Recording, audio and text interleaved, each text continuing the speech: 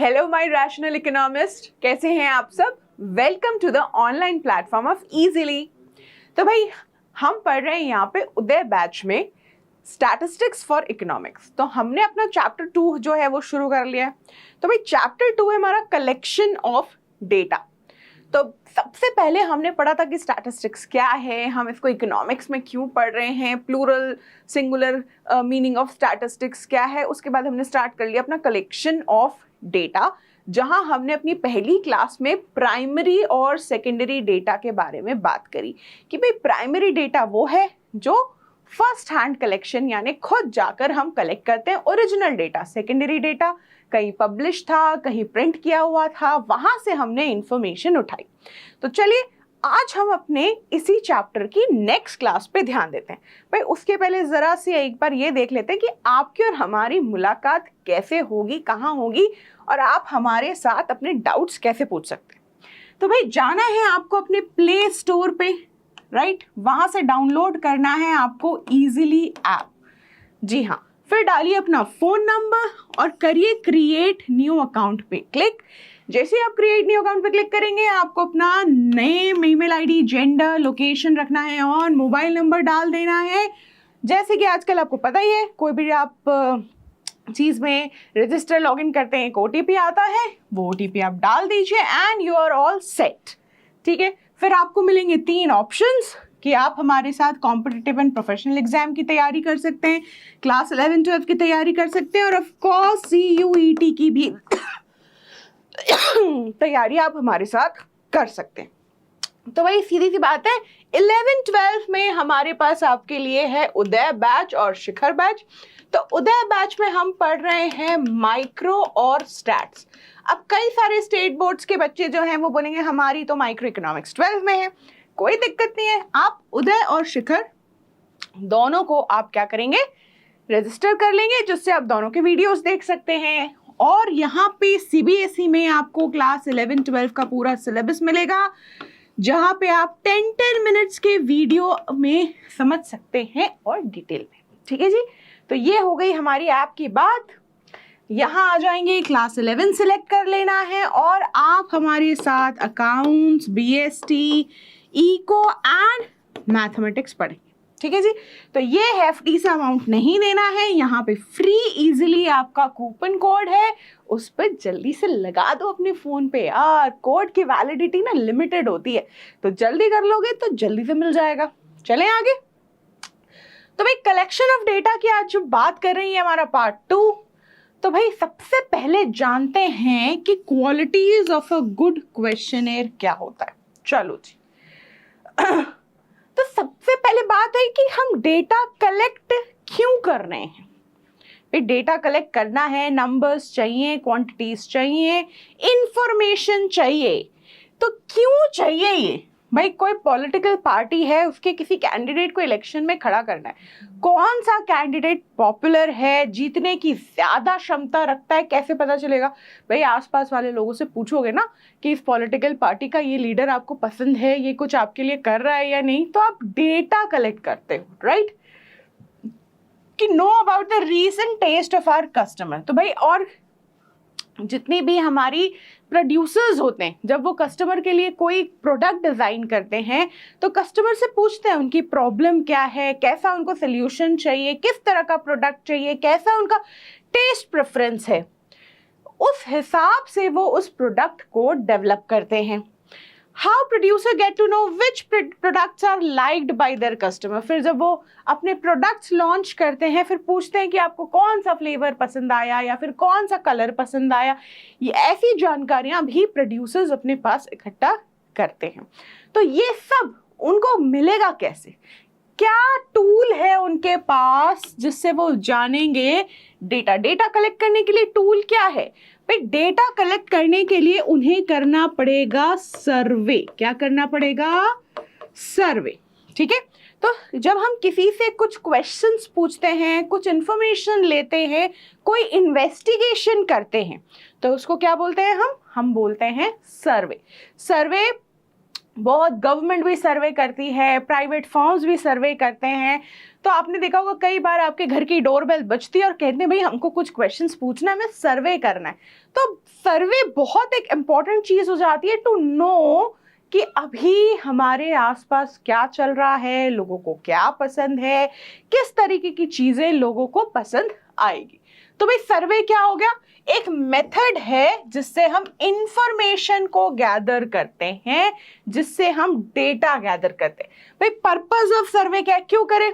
Price जानने के लिए, क्वालिटी जानने के लिए, उसका ऑनेस्टी जानने के लिए, यूजफुलनेस जानने के लिए। अब लोगों का, जैसे पॉलिटिकल पार्टी में लीडर की मैंने बात करी, तो आप जब आसपास वाले लोगों से पूछेंगे तो आपको पता चलेगा वो कितना लॉयल है, कितना ऑनेस्ट है, कितना जनता के बारे में सोचता है, ठीक है, लॉयल्टी, पॉपुलर है कि नहीं। तो ये सारी चीजें जानने के लिए, about the quality, about the price, about the usefulness, ठीक है, प्रोडक्ट की डिजाइन पसंद आई कि नहीं, ये सारी चीजें जानने के लिए हमें लेना पड़ता है सर्वे, ठीक है।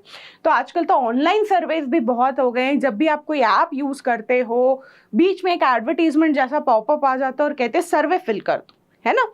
तो उससे क्या होता है, क्योंकि आजकल चीजें इतनी ज्यादा ऑनलाइन हो रही हैं, पढ़ रहे हैं ऑनलाइन है, सामान ऑनलाइन मंगवा लेते हैं, ठीक है, ऑनलाइन हम OTT पे बहुत सारी सीरीज देखते हैं। तो ये सारी चीजें होने के कारण भाई सर्वे भी आजकल घर घर जाकर नहीं करना पड़ रहा है। ऑनलाइन एक फॉर्म आता है, इजी 2 या 4 ऑप्शन होते हैं और आपको अपने ऑप्शंस, अपने प्रेफरेंस सेलेक्ट करने होते हैं, राइट। तो ये हो गया है हमारा सर्वे। अब भाई सर्वे, मोस्ट कॉमन इंस्ट्रूमेंट फॉर सर्वे क्या है, किस चीज के लिए? तो most common instrument for survey is your information, ठीक है, इंफॉर्मेशन। और ये इंफॉर्मेशन हम कलेक्ट कैसे करते हैं? ये हम कलेक्ट करते हैं वाया अ क्वेश्चनर, ठीक है। किससे कलेक्ट करेंगे? एक क्वेश्चनर से। तो इंस्ट्रूमेंट कौन सा हो गया हमारा सर्वे का, कि भाई सर्वे करने के लिए आपको क्या चाहिए? आपको चाहिए एक क्वेश्चनर, यानी कि लिस्ट ऑफ क्वेश्चन, ठीक है, लिस्ट ऑफ क्वेश्चन। क्यों चाहिए ये लिस्ट ऑफ क्वेश्चन? डेटा या फिर इंफॉर्मेशन कलेक्ट करने के लिए। क्या कलेक्ट करने के लिए? अगर आपको कोई इंफॉर्मेशन, कोई स्टडी, कोई इन्वेस्टिगेशन, कोई डेटा कलेक्ट करना है तो आपको चाहिए एक क्वेश्चनर। क्वेश्चनर क्या है भाई? लिस्ट ऑफ क्वेश्चंस हैं जो हम अपने रिस्पोंडेंट से, यानी कि जो हमारा आंसर देगा, ठीक है, जिसका हम इंटरव्यू ले रहे हैं, उससे पूछते हैं। तो इस तरीके का एक क्वेश्चनर होता है, एक सैंपल सा, कि भाई यहाँ पे कुछ क्वेश्चंस लिखे होते हैं। आपको अगर स्ट्रांगली डिसएग्री है या स्ट्रांगली अग्री है तो उस हिसाब से आप अपने आप को, अपने जवाबों को मार्क्स दे सकते हैं, या फिर अच्छा लगा, बुरा लगा। कई बार आपने देखा होगा पब्लिक सर्विसेज जहाँ पे होते हैं, पब्लिक टॉयलेट्स होता है, वहाँ पे उन्होंने एक स्क्रीन लगा रखी है कि आप हमारी सर्विस से खुश हैं या नहीं हैं। तो एक ऐसा स्माइली सा चेहरा होता है, एक उदास सा चेहरा होता है, एक थोड़ा थोड़ा ठीक है, ओके फाइन वाला चेहरा होता है। तो भाई वो भी उनका एक तरीका है टू कलेक्ट इंफॉर्मेशन सर्वे करके कि भाई आपको ये सर्विसेज कैसी लग रही है, ठीक है। तो कई बार आपने देखा होगा कि आजकल तो ओला वाले बोलते हैं कि भाई मुझे आप रेटिंग दे देना, ठीक है। जो आपके घर पे डिलीवर करने आता है सामान, वो आपको कहता है कि कुछ अच्छा लिख देना, मेरे लिए कोई रेटिंग दे देना। जहां आप रेस्टोरेंट में खाना खाने जाते हैं, वो भी आपको एक फॉर्म जो है ऑनलाइन भेजते हैं और कहते हैं हमारे रेस्टोरेंट की तारीफ कर दीजिए या बता दीजिए आपको कैसी लगी सर्विसेज। पहले ये होता था कि सर्विसेज अच्छी लगती थी तो वो किसी डायरी पे लिखवा लेते थे कि हाँ भाई क्या कमी लगी, क्या अच्छा लगा। तो ये सारी इंफॉर्मेशन क्यों ली जाती है? कस्टमर एक्सपीरियंस को और एनहांस करने के लिए और अपनी कमियों को दूर करने के लिए, ठीक है। तो रेस्टोरेंट टेस्ट को और अच्छा करेगा, सर्विसेज को और अच्छा करेगा। जितनी भी ये ऑनलाइन हमारी कंपनीज हैं जो सर्विसेज दे रही हैं, वो उन सर्विसेज को और इम्प्रूव कर पाएंगी। तो इसीलिए हम क्वेश्चनर बना के लिस्ट ऑफ क्वेश्चन से डेटा या इंफॉर्मेशन कलेक्ट करके कस्टमर का, प्रोड्यूसर का जो एक्सपीरियंस है वो इनहेंस करते हैं, उनको और यूटिलिटी और सेटिस्फैक्शन देने की कोशिश करते हैं, ठीक है जी। आई बात समझ? तो एक अच्छे क्वेश्चनर की क्वालिटी क्या होगी? कैसा होना चाहिए एक क्वेश्चनर यानी लिस्ट ऑफ क्वेश्चन जो आपने बनाए हैं कि भाई ये 15-20 क्वेश्चन है जो सबको आंसर देने चाहिए। तो उन 15-20 क्वेश्चन को बनाने से पहले आपको दिमाग में क्या क्या फिट करना है। पहली चीज कि भाई क्वेश्चनर बहुत बड़ा नहीं होना चाहिए, not to be too long. मतलब आपने 100-150 क्वेश्चन की लिस्ट बना दी जिसको भरने में ही 3-4 घंटे लगेगा, कोई आपके क्वेश्चनर को आंसर नहीं करेगा। तो कोशिश करेंगे कि जितना हम इसको शॉर्ट सिंपल रख सके रखेंगे। तो नंबर ऑफ क्वेश्चंस हम ज्यादा नहीं रखेंगे, जो इंफॉर्मेशन हमें चाहिए उससे रिलेटेड एकदम पिन पॉइंट करके भैया ये इंफॉर्मेशन चाहिए, इसका ये क्वेश्चन है और हमने वही पूछना है, इधर उधर की बातें नहीं करनी। अवॉइड एम्बिगुअस और डिफिकल्ट वर्ड्स, ठीक है। कोई कंफ्यूजिंग वर्ड होता है, कुछ ऐसे वर्ड होते हैं जिनके 2-3 मीनिंग निकलते हैं, या कुछ ऐसे वर्ड होते हैं जो बोलचाल की भाषा में कम यूज होते हैं, वैसे शब्द आप अपने क्वेश्चनर में मत डालिए, ठीक है। तो आपको एम्बिगुअस यानी कंफ्यूजन क्रिएट करने वाले जो शब्द होते हैं वो अवॉइड करने हैं। Number of question should B relevant and minimum. तो जो भी क्वेश्चन आप पूछ रहे हैं वो रेलेवेंट होने चाहिए, जो भी आपकी स्टडी है उसके सब्जेक्ट से रेलेवेंट क्वेश्चन आपको पूछने। Question should be arranged in a proper order. Order का ध्यान रखिएगा, पहले आपने मतलब की बात पूछ ली, बाद में आप उसका एड्रेस पूछ रहे हैं, फिर 4 क्वेश्चन बाद आपका नाम पूछ रहे हैं, नहीं। जब आप सर्वे स्टार्ट करते हैं तो सबसे पहले आपको उसका नाम जानना है, वो मेल है या फीमेल है, उसकी एज क्या है। मान लीजिए कई है जो आपको एज सिर्फ 18 अबव से पूछना है। अब आपने किसी से देखा वो 16 साल का था, आपने सर्वे ले लिया, तो भाई आप 10 क्वेश्चन के बाद उसकी एज पूछोगे और पता चलेगा अरे ये तो मेरे सर्वे का पार्ट ही नहीं बन सकता। तो ऐसा नहीं होना चाहिए, उनको आप प्रॉपर ऑर्डर में पूछेंगे जिससे आपका जो सर्वे है, जो आप इंफॉर्मेशन, जो डेटा चाहते हैं वो इफेक्टिव तरीके से बाहर आए, ठीक है जी। Respondent should feel comfortable in answering the question. ऐसे पर्सनल क्वेश्चन मत पूछिए या ऐसे क्वेश्चन मत पूछिए कि भाई उसे आंसर देने में शर्म आए, थोड़ी सी हिचक हो या वो कंफर्टेबल फील ना करे। अब आप किसी को पूछते भाई आप स्मोकिंग करते हैं, तो शायद बोल दे हाँ भाई करता हूँ। अब आप उससे पूछेंगे पूरे दिन में कितनी सिगरेट पी लेते हो, 10, 20, 25। अरे ये बताने के लिए हर कोई थोड़ा हिचकिचाएगा ना। अब कोई थोड़ी बोलेगा कि ठीक है मैं 30 सिगरेट पी लेता हूँ एक दिन में, ऐसा नहीं है, ठीक है। तो जो भी क्वेश्चन पूछें, अगर आपको ऐसे क्वेश्चंस पूछने हैं तो उनको थोड़े इनडायरेक्ट वे में पूछें कि आप अपने आप को स्मोकिंग में क्या रेट करेंगे, कि आप एक कैजुअल हैं, बहुत कम, मतलब यूजुअली आप नहीं करते हैं, तो आपको उसकी टेंडेंसी पता चल जाएगी कि भाई कम करते हो, नहीं कर, बहुत कम करते हो, कभी कभी करते हो, ओकेजनली करते हो, कि usual you are daily smoker. तो ये बताना शायद आसान है कि भाई हाँ मुझे एक एडिक्शन है, लेकिन ये कितना गहरा है वो शायद आपको इनडायरेक्ट क्वेश्चन से पूछना चाहिए, ठीक है। तो आपके क्वेश्चंस ऐसे होने चाहिए जो रिस्पोंडेंट है वो कंफर्टेबली आंसर कर पाए। Order of the question should be moving from general to specific, ठीक है।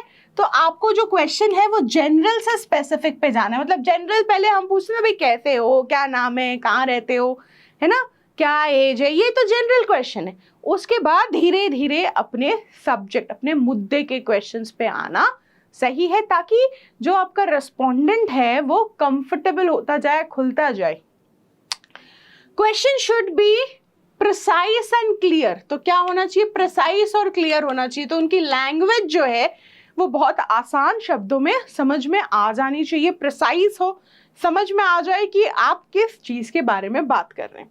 Question should not use double negatives. ये बहुत ध्यान रखने वाली बात है कि डबल नेगेटिव्स ना हो। मतलब वुडंट यू, मतलब वुडंट यू थिंक कि ऐसा नहीं होना चाहिए, तो एक बार नहीं बोल दिया, वुडंट भी बोल दिया। तो don't you think, wouldn't you think, ऐसा नहीं कि आपको ऐसा नहीं लगता ये होना चाहिए। तो आप क्या करते हो, अपने मतलब के आंसर ही उसके दिमाग में इनडायरेक्टली जो है फीड कर देते हैं। इसीलिए अगर आपको अनबायस्ड डेटा चाहिए, इंफॉर्मेशन चाहिए, तो हमें डबल नेगेटिव वाले क्वेश्चन जो है वो अवॉइड करने हैं। Wouldn't you, don't you use नहीं करना। Question should not be leading question, leading question में नहीं होना चाहिए जो आंसर की तरफ खुद ब खुद लीड करे कि किस तरीके का, आपको क्या नहीं लगता कि ये हाँ ये बहुत सुंदर है ना, क्या इसका टेस्ट बहुत अच्छा है ना, तो आप पहले ही बोल रहे हो कि हाँ इसका टेस्ट, आप ये पूछो हाउ इज द टेस्ट और फिर ऑप्शन दे दो एवरेज, गुड, बैड, बेट, ठीक है।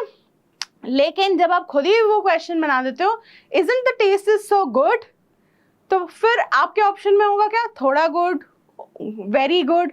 लेकिन आप डायरेक्ट पूछिए कि आपको कैसा लगा, how you feel about the test of the product, then the answer will be unbiased. तो हमको लीडिंग क्वेश्चंस भी नहीं पूछने हैं। Question should not indicate alternatives, ठीक है, तो भाई इंडिकेट ना करें कि कौन सा ऑप्शन आपको चूज करना चाहिए। क्लोज्ड एंडेड क्वेश्चन जो है वो इजी टू यूज है, स्कोर, कोडिफाई और एनालिसिस। क्लोज्ड एंडेड मतलब जिसमें आपने 4 ऑप्शन दे दिया, 4 में से वो उसने टिक कर दिया, 4 या 5 ऑप्शन, या फिर येस और नो वाले, हाँ है तो हाँ, येस, ना है तो नो, तो वो होते हैं क्लोज्ड एंडेड क्वेश्चन, जिसको आप आराम से क्वांटिफाई कर सकते हैं, कोड कर सकते हैं, उसमें से आप फर्दर मैथमेटिकल टूल्स उस पर अप्लाई कर सकते हैं, स्टैटिस्टिकल टूल अप्लाई कर सकते हैं, उनकी एनालिसिस अच्छी निकलती है। They tend to restrict the answer by providing alternatives, ठीक है, तो भाई उसमें ना क्या ऐसे लंबे चौड़े आंसर्स या पैराग्राफ या लाइन नहीं होती है, उसमें सीधे मल्टीपल चॉइस या फिर येस नो, तो ये क्या हो जाते हैं आपके इजी टू यूज हैं। स्कोर आप अच्छा कर सकते हो क्योंकि आप बोलते हो भाई इसको 1 से लेके 5 में आप स्कोर कर दो, ठीक है। कई बार सर्विसेज होती है हम 1 से 5 में बोलते हैं तो 5 देते हैं तो बहुत अच्छी रेटिंग, जैसे हम ओला उबर की रेटिंग में 5 वगैरह दें तो बहुत अच्छी, और 1 दे दे तो भाई हमें सर्विसेज नहीं अच्छी लगी, तो उसको कोड करना, स्कोर करना बहुत आसान हो जाता है। Close ended question. Open ended question क्या है, मैंने आपसे क्वेश्चन पूछा, जो भी आप कहोगे जितना भी मैं उसकी जिस्ट लिखते चली जाऊंगी, जैसे कि पैराग्राफ लिखते हैं कि आपने क्या आंसर दिया। अलाउ इंडिविजुअल रिस्पॉन्सेस, तो जैसा आप बोलेंगे, क्योंकि 4 ऑप्शन में आप सीमित नहीं है, हाँ और ना में आप सीमित नहीं है, तो आप अपने हिसाब से अच्छे से आराम से पूरा पैराग्राफ बता सकते हैं, चीज़ें एक्सप्लेन कर सकते हैं, ऐसे होते हैं ओपन एंडेड क्वेश्चन। लेकिन ये difficult to interpret, hard to score, क्योंकि इनमें कोई नंबर नहीं दे सकते, इनको इंटरप्रेट करना, क्योंकि पूरा पढ़ना पड़ेगा, इनको इंटरप्रेट करने के लिए समझना पड़ेगा, ठीक है। आपके क्वेश्चनेयर के साथ अगर एक कवरिंग लेटर जाए तो ये बहुत अच्छी बात है।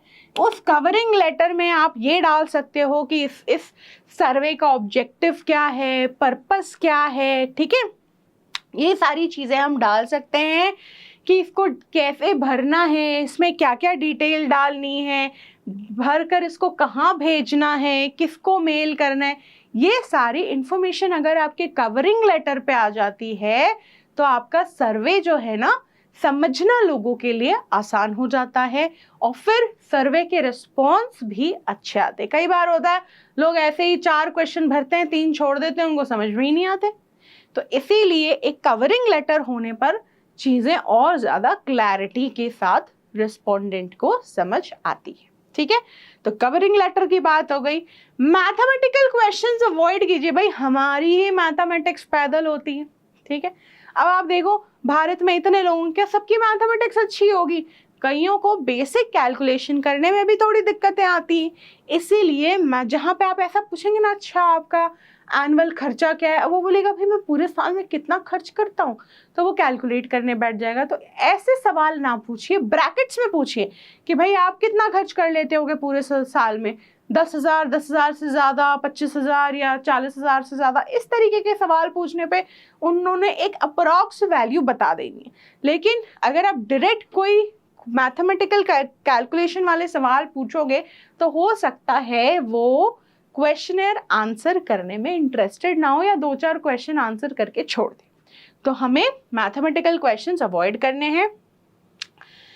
क्रॉस क्वेश्चन वाले, क्रॉस एग्जामिनेशन वाले, कि भाई किसी की एज है, आपने डाली भाई अपनी एज बताओ, ठीक है, उसने अपनी एज बता दी 22 साल, फिर आपने उससे उसका डेट ऑफ बर्थ भी पूछ लिया, तो डेट ऑफ बर्थ में उसने ऐसा लिख दिया कि ठीक है मेरी डेट ऑफ बर्थ 1997, फिर आप कैलकुलेट कर रहे हो कि अरे ये 22 साल आ रहा है नहीं आ रहा है, तो आपको पता चलता है कि एज जो उसने बताई और डेट ऑफ बर्थ जो उसने बताई वो मैच नहीं कर रही। तो ऐसे क्रॉस एग्जामिनेशन वाले क्वेश्चन भी रखने चाहिए, जिससे कि वो सच सच इंफॉर्मेशन दे रहा है या नहीं ये भी आपको समझ आता रहे। तो क्रॉस एग्जामिनेशन की बात हो गई। Proper division and sub division, sub division और सब डिविजन बनाइए अपने क्वेश्चंस के, कि मान लीजिए आपने पहले जनरल क्वेश्चन पूछे तो उनका एक डिवीजन हो गया, फिर जब आप स्पेसिफिक में आ रहे हो तो स्पेसिफिक में भी हो सकता है कोई क्वेश्चंस होंगे जो मेल आंसर करेंगे, क्वेश्चंस होंगे जो फीमेल, तो दो सब डिविजन क्लियर बनाइए कि भैया मेल वाले फीमेल के क्वेश्चंस आंसर ना करें और फीमेल वाले मेल के ना करें, ठीक है। तो आपको डिविजन और सब डिविजन जो है अपने क्वेश्चन में क्लियरली बिल्कुल अच्छे से बनाने चाहिए। वेरी इंपॉर्टेंट कि आपके क्वेश्चनेयर की प्री टेस्टिंग होनी चाहिए, जिसे हम क्या बोलते हैं, हम बोलते हैं पायलट सर्वे। क्या बोलते हैं, पायलट सर्वे, ठीक है। कि जो भी क्वेश्चनेयर हमने बनाया है वो पहले हमारी सैंपल ऑडियंस के साथ टेस्ट होगा।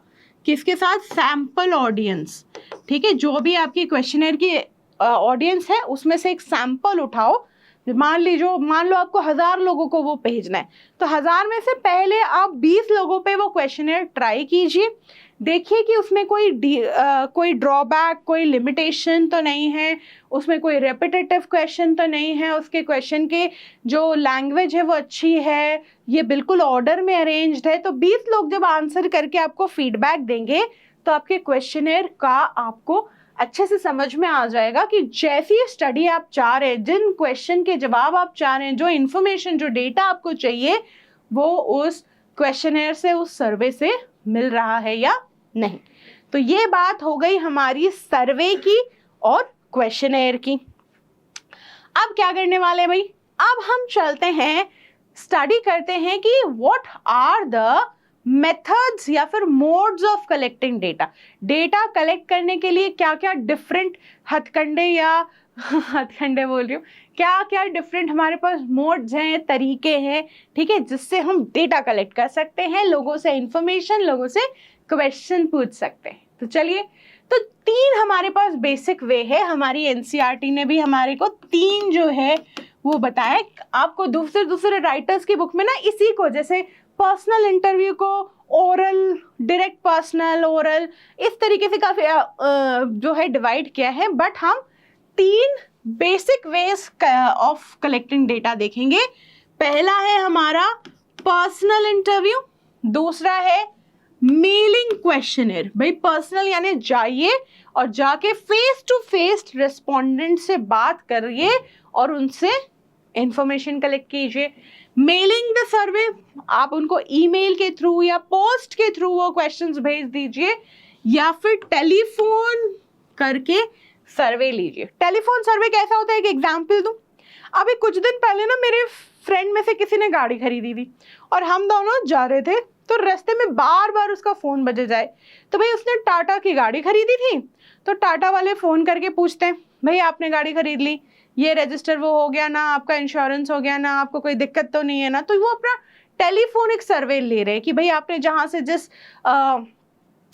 शोरूम से खरीदी वहां पे आपको सर्विसेज तो ठीक मिली कि नहीं, आपको प्राइस ठीक मिला, आपको चीजें अच्छी लगी, आपके जो आपने गाड़ी में आपने फीचर्स मांगे थे वो सही से लगे। तो वो ऐसे टेलीफोन करके, कई बार आप जब प्रोडक्ट ले आते हो घर, फिर जब उसे यूज करते हो तब लोगों का फोन आता है और वो पूछते हैं यूज करने में कैसा लग रहा है, तो वो हो जाता है हमारा टेलीफोनिक सर्वे या फिर टेलीफोनिक इंटरव्यू।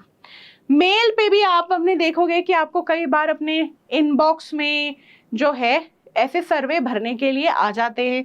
कई बार आप ऑनलाइन जब कुछ बिंज वॉच कर रहे होते हो, कुछ देख रहे होते हो, तो भी अचानक से पॉपअप हो जाता है कि सर्वे भर दो, तो वो आपका मेलिंग द क्वेश्चनर या सर्वे होता है। और कई बार जब घर आकर फेस टू फेस आपसे कुछ सवाल पूछे जाते हैं, then that is a personal interview.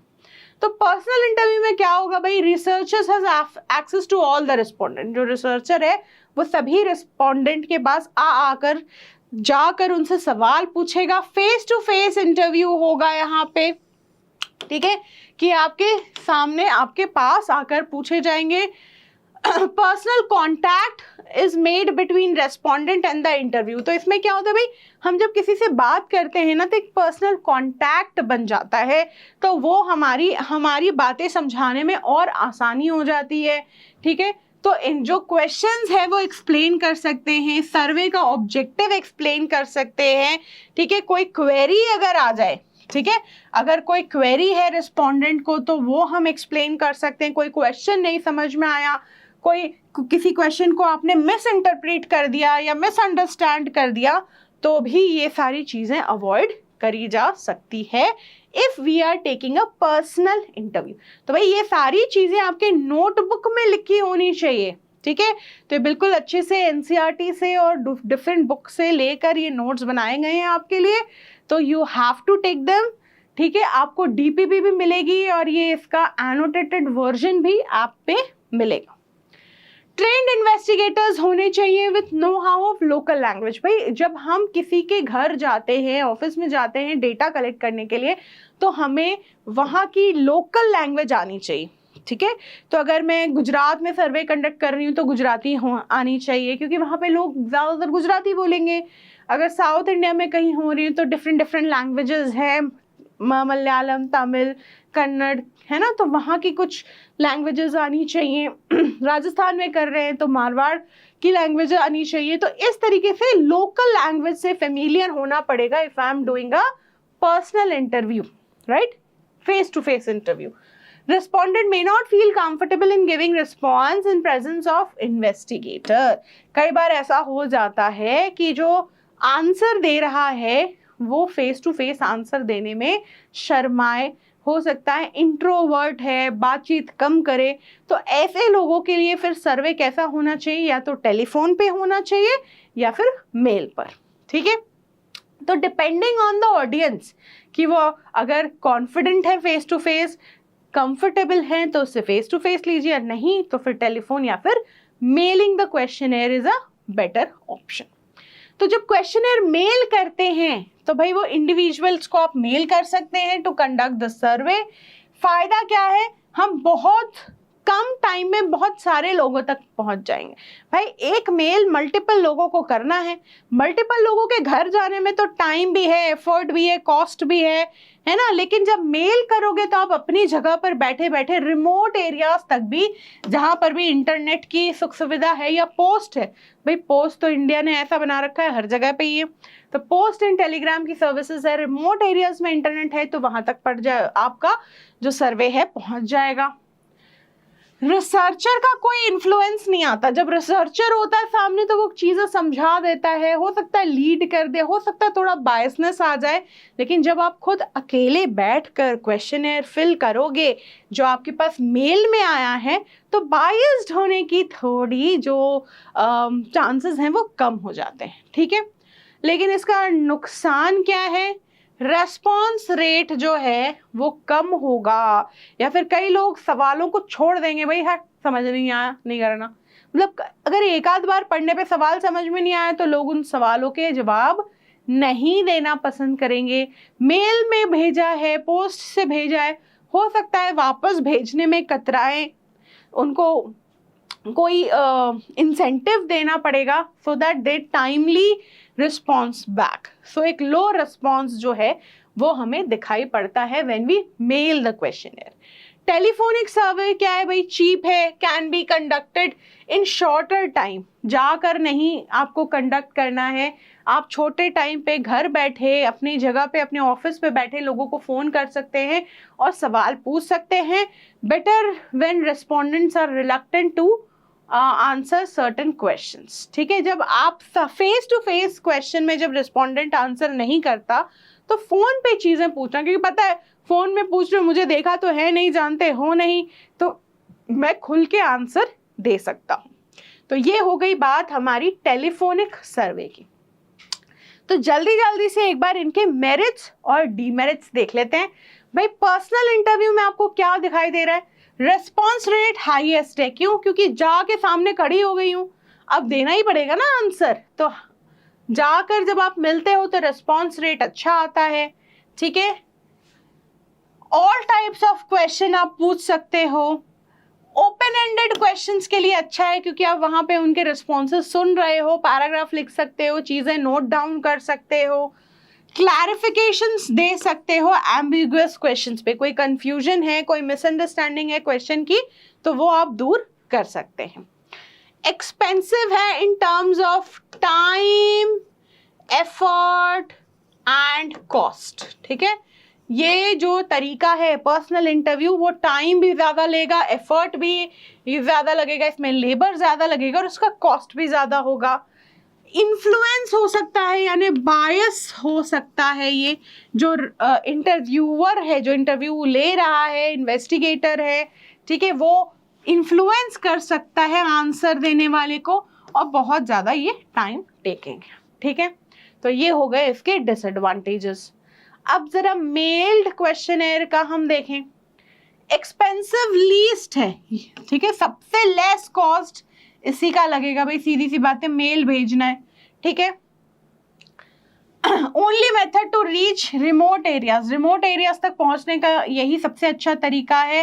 Influence नहीं होगा तो अनबायस्ड रहेगा, ठीक है।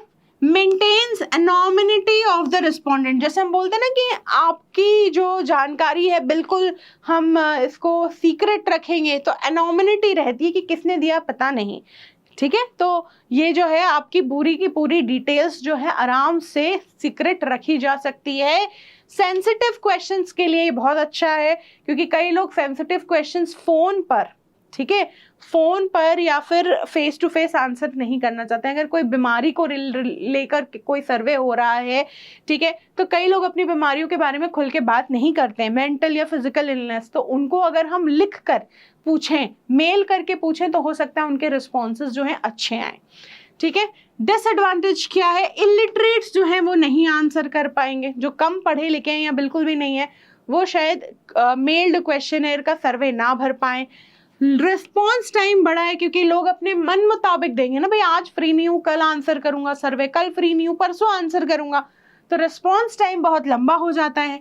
Does not allow explanation of unambiguous questions, ठीक है, तो एम्बिगुअस जो क्वेश्चंस होते हैं उनका एक्सप्लेनेशन नहीं हो पाता है क्योंकि कोई है नहीं सामने या टेलीफोन पे जो क्वेश्चन एक्सप्लेन करते।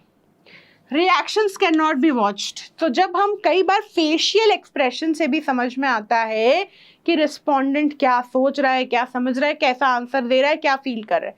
लेकिन जब कोई मेल पर आपको लिख कर भेजेगा, कोई आपके सर्वे को मेल पर या बाय पोस्ट देगा, तब आप उसके रिएक्शंस जो हैं देख नहीं पाओगे, नोट नहीं कर पाओगे। तो ये हो गई इसकी डिसएडवांटेजेस, ठीक है। चलिए अब टेलीफोनिक की बात करें तो रिलेटिवली लो कॉस्ट है, तो सबसे ज्यादा चीप क्या है? मेलिंग द क्वेश्चनर, और उससे कम चीप है टेलीफोन, और सबसे ज्यादा कॉस्टली क्या है? डायरेक्ट पर्सनल इंटरव्यू, ठीक है। चलिए लिमिटेड यूज है इसका, relatively less influence on respondent, respondent को लेस इन्फ्लुएंस कर पाओगे, फोन पे हो तो बायसनेस कम हो जाता है। रिस्पॉन्स रेट इसका अच्छा है, सबसे अच्छा रिस्पॉन्स रेट किसका है? पर्सनल इंटरव्यू का, उसके बाद टेलीफोन इंटरव्यू का, और लास्ट में आएगा मेलिंग द क्वेश्चनर। चलिए reactions can not be watched, possibility of influencing the respondent, थोड़ा अगर बातों ही बातों में फोन में घुमा दिए बेचारे रेस्पोंडेंट को तो आंसर जो है वो बायस्ड हो सकते हैं।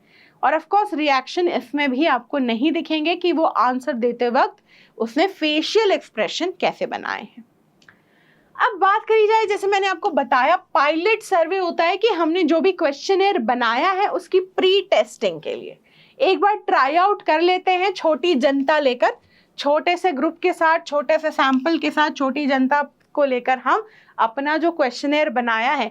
तो भाई इससे आप ये कर सकते हैं कि आप अपने घर वालों से, कुछ पड़ोसियों से, घर वालों से, आसपास में अपने दोस्तों से कुछ ऐसा एक क्वेश्चनर बनाइए जिससे आप उनके बारे में डिटेल्स जो है वो पूछ सकें। जैसे कि how usual they use the public transport, ठीक है, इस तरीके का एक आप सर्वे बना सकते हैं कि आपको पता चलेगा कि आपके आसपास वाले कितना पब्लिक ट्रांसपोर्ट यूज करते हैं, या फिर वो अपनी पर्सनल कार, ओला, उबर से घूमना पसंद करते हैं, ठीक है। Try out the questionnaire with small group, और या फिर आप ये भी देख सकते हैं कि आजकल टीवी और ओटीटी में क्या ज़्यादा चल रहा है, कि कौन सा एज ग्रुप क्या देखना पसंद करता है।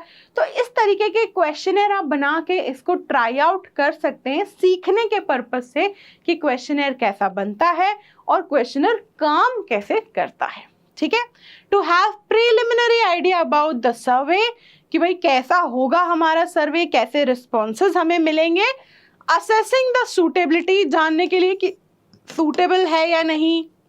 क्लैरिटी के लिए कि जो भी क्वेश्चन बनाए हैं वो सही से काम कर रहे हैं। परफॉर्मेंस कैसा होगा हमारे क्वेश्चनर का, लोगों को पसंद आ रहा है, कितना कॉस्ट लग रहा है, क्या टाइम लग रहा है और उसके क्या ड्रॉबैक्स हैं, ये सब जानने के लिए हमें क्या करना पड़ता है, पायलट सर्वे। बहुत इंपॉर्टेंट है ये क्वेश्चन पायलट सर्वे के ऊपर में, कई बार 1 मार्क और 3 मार्क में पूछा जाता है इसका definition and use. So pilot survey को मिस नहीं करना है। ठीक है जी, तो ये बात हो गई आज हमारी क्वेश्चनर के बारे में, पायलट सर्वे के बारे में और modes of collecting data. Thank you so much. फिर मिलेंगे हम अपने अगले लेक्चर में। जाते जाते भाई थोड़ा सा बता जाते हैं कि हम आपके डाउट वगैरह कहाँ आंसर कर पाएंगे। भाई हमारा है टेलीग्राम का चैनल, टेलीग्राम और यूट्यूब पे हम आपसे मिलते हैं। कब मिलते हैं? हर रोज आते हैं भाई आपसे मिलने। हर रोज जो है इवनिंग में 5 से 7 बजे के बीच में हमारे वीडियोस जो हैं वो यूट्यूब पे और हमारी ऐप पर आपके लिए अपलोड हो जाते हैं। और आपका चैनल कौन सा भाई, कहाँ मिलेंगे? कॉमर्स इजीली पर। कहाँ मिलेंगे? कॉमर्स इजीली पर, कॉमर्स के सारे, और साइंस इजीली पर आपको बायोकेमिस्ट्री फिजिक्स के लेक्चर्स मिल जाएंगे। तो भाई देरी किस बात की, जल्दी से आपको क्या करना है, सब्सक्राइब और लाइक करना है और कंटिन्यूअसली बिल्कुल टाइमली आपको लेक्चर्स देखने हैं ताकि प्रिपरेशन जो है वो बेस्ट एंड बेस्ट हो। Thank you so much. फिर मिलेंगे हम अपने अगले लेक्चर में। Till then learn with a smile.